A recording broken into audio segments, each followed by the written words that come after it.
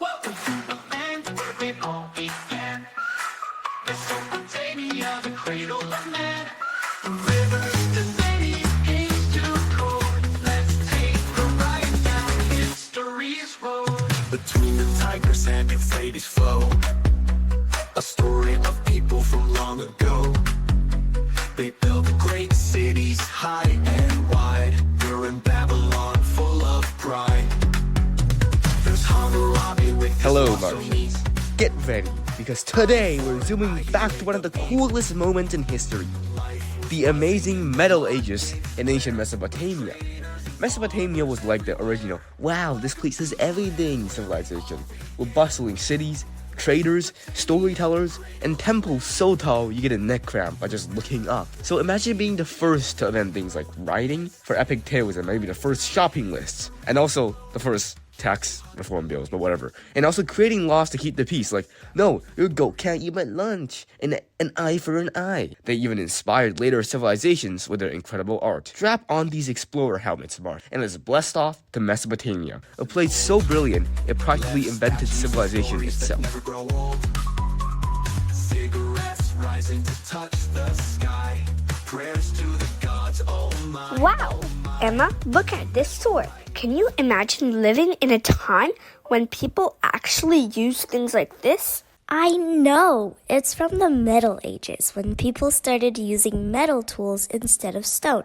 It changed everything. The Middle Age? That sounds awesome. But what exactly are they? Good question, Victoria and Emma. Let me break down this concept for you. Let me take you through a journey in Minecraft of the Bronze Age, the Stone Age, and also the Iron Age. So first off, this is the Stone Age.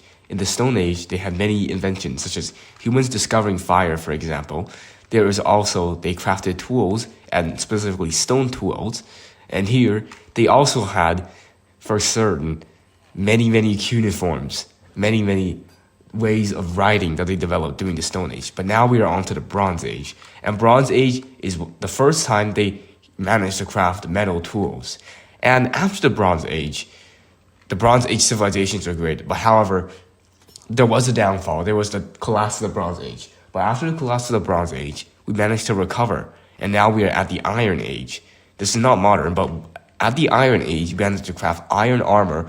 And for example, also things like iron tools. And we also knew how to smith better tools for ourselves. And we also have many iron sort of like appliances that we put in our homes. So this is the Stone Age. Then the Bronze Age. And then finally the Iron Age. You know, Eric, it makes sense you'd use Minecraft to explain history. It's just so you. Yeah, it's a great way to make it all come alive. We could try building something next, like the Hanging Gardens or the Bronze Age town. I'm in. Let's finish this up and figure out our first project. Maybe we can even make it a history challenge. But how did they figure out mixing metals made bronze? Was it some kind of magic? So people believed the gods helped them, but really it was a lot of experimenting. When they mixed copper and added a bit of tin, they got bronze, a much stronger metal. It was like a lucky discovery, but everyone thought it was magic? Exactly. For them, it was like finding a divine gift that made life easier and helped them build stronger cities. Here we name the 4 great ancient civilizations and where they're located. Mesopotamia. It is in today's Iraq, surrounded by the Tigris and the Euphrates rivers, like a huge oasis in the desert. Spot on, Victoria. Mesopotamia truly was a green spot in the middle of all that desert. Next up, Emma? Ancient Egypt. It was along the Nile River, which made the land really fertile and great for farming. Yup, and they had those giant pyramids too. So epic!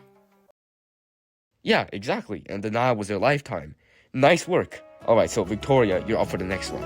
Oh, easy peasy. It was the Indus civilization, which is in today's Pakistan and India. And get this, they had super organized cities with streets and everything.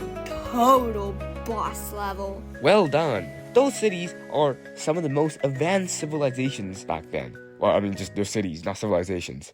Emma, What's the last one? Ancient China for sure.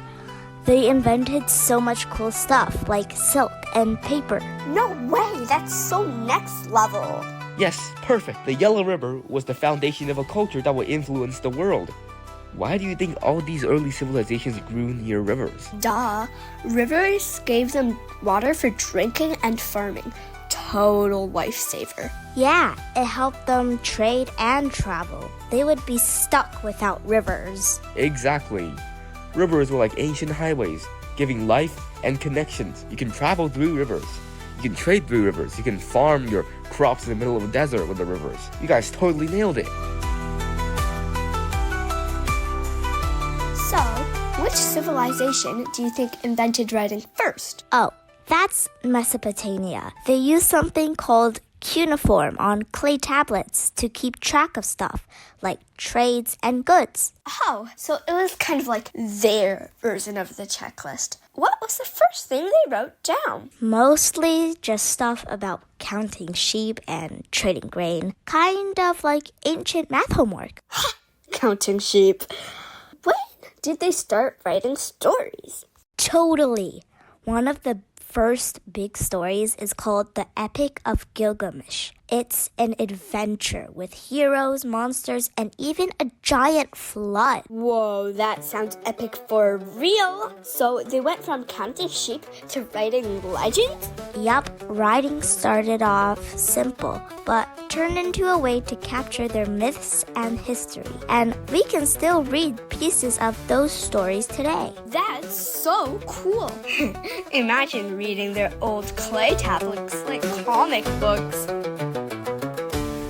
Hello, Hubri. Have you heard of the 7 wonders of the ancient world? The 7 wonders? I know a few, but not all of them. What are they, and where were they? Yeah, sure. The 7 wonders of the ancient world are super amazing things that people made a long, long time ago. Here's what they were and where they were. First, the Great Pyramid of Giza in Egypt. Second, the Hanging Gardens of Babylon in Iraq. Third, the statue of Zeus at Olympia in Greece. Next, the Temple of Artemis at Ephesus in Turkey for the goddess Artemis. Fifth, the Mausoleum at Halicarnassus in Turkey. Sixth, the Colossus of Rhodes in Greece. This is a massive statue of a sun god that stood by the sea. Lastly, the Lighthouse of Alexandria in Egypt. It is a very tall tower with a light to help ships find their way. Most of them are gone now, but they were all amazing. Whoa, so they're spread out in different parts of the ancient world? The Hanging Garden sounds fascinating. What's the story behind them? Well, legend says the gardens were built by King Nebuchadnezzar II for his queen, who missed the green mountains of her homeland. It's like a mountain of plants and waterfalls in the middle of a city. That's incredible. Imagine a whole garden with flowing water in the desert. If you had a time machine, which wonder would you want to visit first? Tough choice, but I'd go to the Lighthouse of Alexandria so that I could play in the water. What about you? I think I'd visit the Temple of Artemis in Ephesus. Great choice, Hubri. It would be like stepping into a history book, but way cooler. And if you're curious about ancient civilizations, check out our YouTube channel where we bring history to life with fun stories and cool facts. And don't forget to bring chocolate for your Martin friend.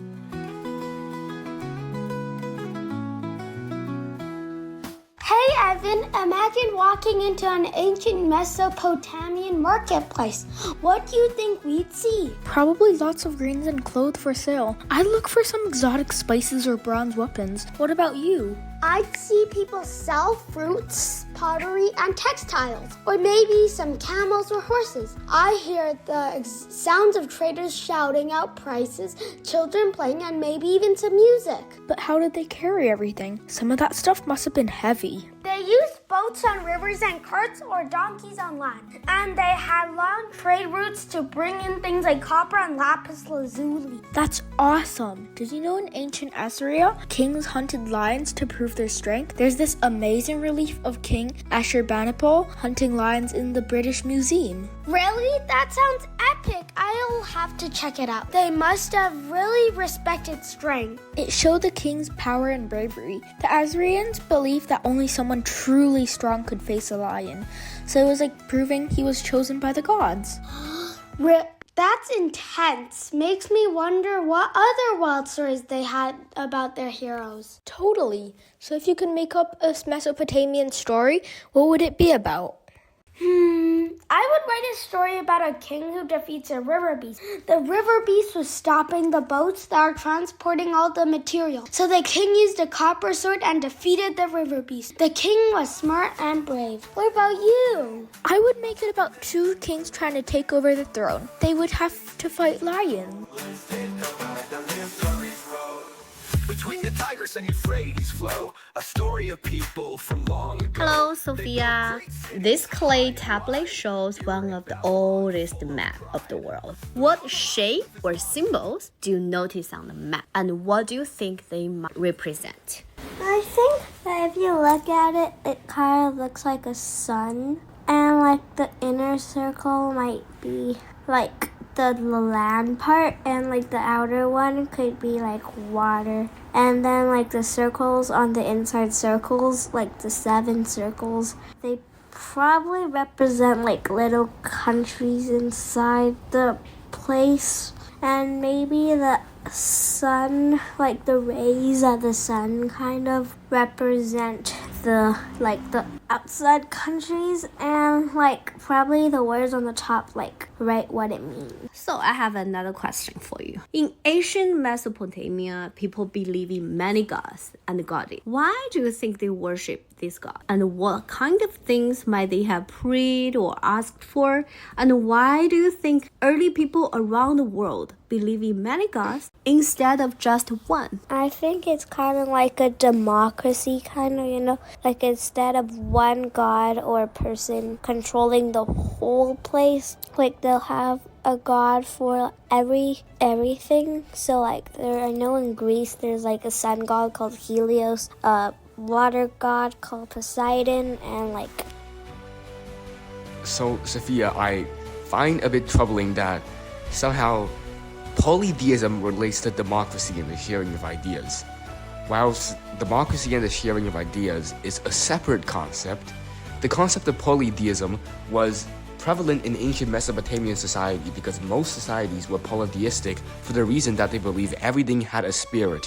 And since most things had to be explained by something, they used gods. And since there were a lot of phenomena that occurred in the world, there were many gods. But why we are not polytheistic now, and why most religions are monotheistic, is because monotheism rose with the rise of Judaism and Christianity. And simply because of the compatibility of beliefs, monotheism rose over polytheism.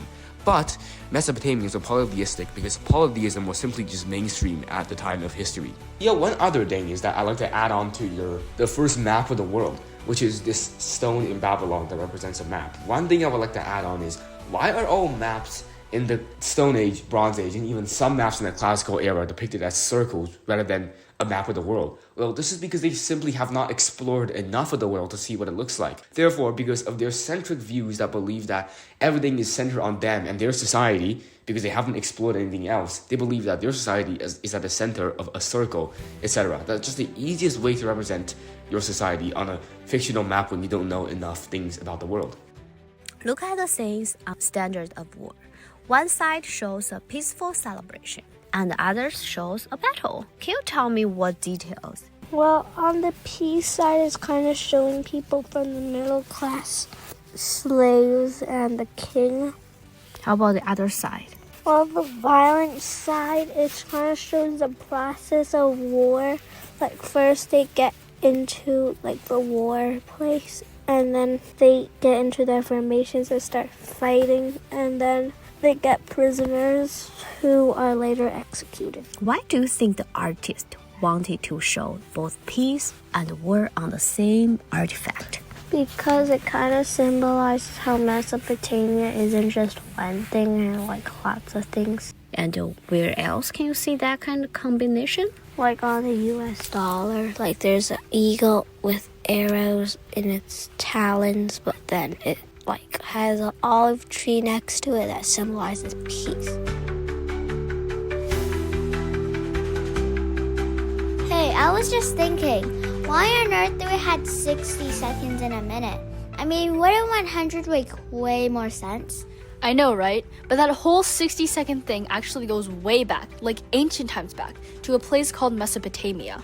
They had this system where they counted by 60 instead of 10, so we still do the same for time. Isn't that wild?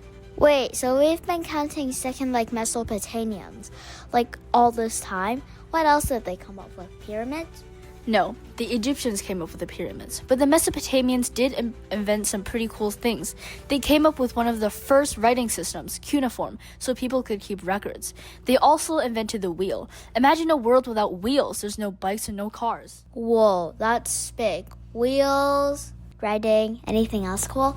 Yep, they had some of the first written laws, the Code of Hammurabi, like an eye for eye. And they created irrigation systems to water their crops so their cities could actually thrive in a desert. But speaking of cities, you have to hear about their city planning. City planning? Like traffic lights on the streets? Well, no, not exactly, but they organized their cities in ways we still use. Take the royal tombs and palaces of Ur. Ur was this incredible city with royal tombs where they buried rulers with treasure, jewels, instruments, even chariots. They built palaces with loads of rooms and storerooms for all their treasures, which showed they had social classes and a whole system for organizing the city. So they had fancy palaces all planned out? Pretty smart for ancient times. Super smart, right? And get this, Babylon, another city, was famous for its massive walls and its Ishtar gate. This gate was covered in these beautiful bright blue tiles with lions and dragons on them. It wasn't just to keep people safe. It was like saying, welcome to the most awesome city in the world. Blue tiles and dragons I would want to visit. So it was both protective and fancy looking? Exactly. Their cities showed off their power and style. They inspired later civilizations to build cities with sections for homes, temples, and markets, just like how our cities have neighborhoods, parks, and business districts. Wow, Mesopotamians sound like city planning geniuses. So every time we drive through a city, we're kind of living their legacy? Totally. Next time you see a big building or a fancy archway, you can thank Mesopotamia for starting the whole amazing city trend. The Code of Hammurabi is in the Louvre Museum in Paris, France.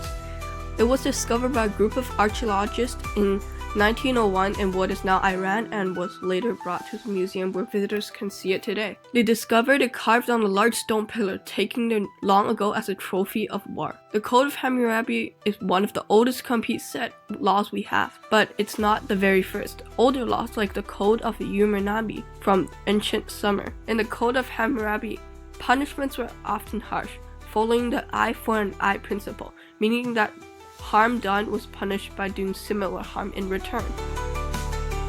Hi, Katie. Hey, Mom. I'm going to show you two pictures. Can you tell me what they are?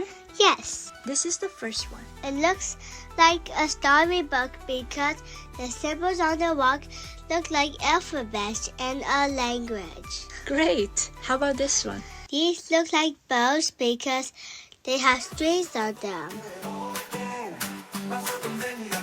So thanks everyone for listening, and I hope you had a great time. We walked you through Minecraft, we walked you through the Stone Age, through the maps and everything about Mesopotamia, even in Minecraft as well. I hope you enjoyed this episode. We're trying to step up a bit more and get more creative thus far. Thank you for all the views and likes, and I'll see you next time when I decide whatever I want to do. Yes, see ya. In the market square with traders and farmers everywhere. Welcome to the land where it all began. Mesopotamia, the cradle of man. From rivers to cities, kings to code. Let's take a ride down history's road. Between the Tigris and Euphrates flow a story of people from long ago. They built great cities high and wide. Ur and Babylon full of pride. There's Hammurabi with his laws so neat. Eye for an eye, he laid the beat. Life was buzzing in the market square with traders and farmers everywhere. Welcome to the land where it all began. Mesopotamia.